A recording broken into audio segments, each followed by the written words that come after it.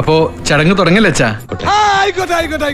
രാഷ്ട്രീയക്കാരുടെ ഈ മസിൽ പിടുത്തം കേരളത്തിലൊക്കെ കളയേണ്ട സമയം കഴിഞ്ഞു. എന്തോ കുത്തി പറയുന്ന പോലെ എനിക്ക് ഫീൽ ചെയ്യുന്നുണ്ട് കേട്ടോ. കുത്തിയില്ലല്ലോ, കുത്താൻ പോണല്ലേ ഉള്ളൂ. അതായത് സൈക്കിൾ ചവിട്ടി പോകുന്ന പ്രസിഡന്റിനെ കണ്ടിട്ടുണ്ട് ഞാൻ. നീ എന്താണ് ഉദ്ദേശിക്കുന്നത് വത്സ? സൈക്കിൾ ചവിട്ടി പോകുന്ന പ്രസിഡന്റ് സ്കാൻഡിനേവിയൻ രാജ്യങ്ങളിൽ ചെന്ന് കഴിഞ്ഞാൽ നിങ്ങൾ കാണും. ഹായ് എന്നാണ്ട് എന്നൊക്കെ ചോദിച്ചിട്ട് പുറത്ത് തട്ടിയിട്ട് അങ്ങ് പോകും പുള്ളി. എന്താ എന്റെ ഉദ്ദേശം? അത് ഇത്തിരി കഴിയുമ്പോൾ നമ്മൾ ചോദിക്കണേ പ്രസിഡന്റാണ് നമ്മുടെ എന്ന് പറയുന്നത്. ഇത്രയേ ഉള്ളൂ ലോകത്തെല്ലായിടത്തും. കാര്യം സത്യമാണെങ്കിലും എനിക്ക് അംഗീകരിച്ചു കൊടുക്കാൻ പറ്റുമോ? സൈക്കിൾ ചവിട്ടി പോകുന്ന പ്രസിഡന്റിനെ കണ്ടിട്ടുണ്ട് ഞാൻ.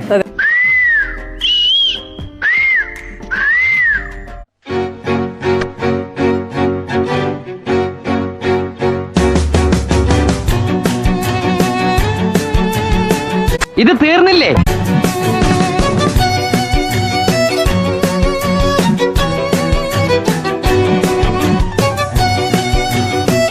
കഴിഞ്ഞോ? ഇല്ല സാർ, ഇതിനൊരു അന്ത്യമില്ലേ?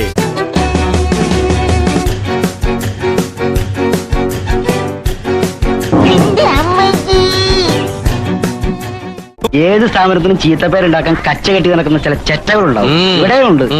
അതാ ഈ അവതാരം. അത് ഇത്തിരി കഴിയുമ്പോൾ നമ്മൾ ചോദിക്കണേ പ്രസിഡന്റാണ് നമ്മുടെ എന്ന് പറയുന്നത്. ഇത്രയേ ഉള്ളൂ ലോകത്തെല്ലായിടത്തും. ഇത്രയേ ഉള്ളൂ. നമ്മളാണ് കെട്ടുകാഴ്ച. അമേരിക്കൻ പ്രസിഡന്റിനേക്കാൾ ഗമയ്ക്കാണ് നമ്മളുടെ ഭരണാധികാരികൾ നടക്കുന്നത്. അങ്ങനെ പറയരുത്, എല്ലാവരും കാണരുത്, എല്ലാവരും അത്രക്കാരല്ല. ഇത്രയേ ഉള്ളൂ. നമ്മളാണ് കെട്ടുകാഴ്ച. അമേരിക്കൻ പ്രസിഡന്റിനേക്കാൾ ഗമയ്ക്കാണ് നമ്മളുടെ ഭരണാധികാരികൾ നടക്കുന്നത്.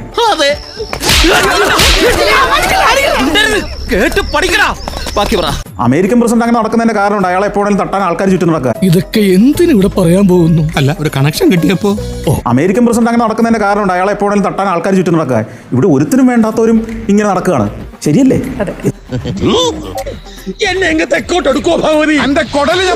ഇവിടെ ഒരുത്തിനും വേണ്ടാത്തവരും ഇങ്ങനെ നടക്കുകയാണ്. ഇനി ബാക്കിത്തെ ഞാൻ പറയണം. മനസ്സ് നിറഞ്ഞു. തന്തയ്ക്ക് വിളിച്ച പോലത്തെ ഒരു സുഖം വരട്ടെ. അങ്ങനെ ഒന്നും ഞാനും ആലോചിക്കാതിരുന്നില്ല. അപ്പൊ എല്ലാം പറഞ്ഞ പോലെ